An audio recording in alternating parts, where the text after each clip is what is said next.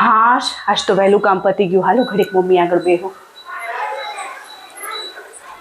નવરી થઈ ગઈ? હા બસ જો ફ્રી થઈને તો એમ થયું ઘડીક વાર તમારી પાસે બેસું. આ બાજુવાળાની વહુ છે ને એવી સરસ છે અને એવી સરસ તૈયાર થાય ને કે વાત ન પૂછે એટલી સરસ તૈયાર થાય ને.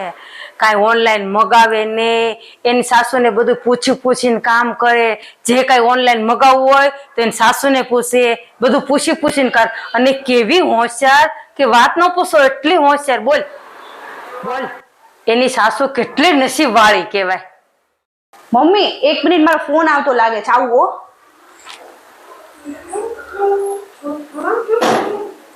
એટલે જ વહુઓ છે ને એના સાસુ પાસે બેસવા નથી માંગતી.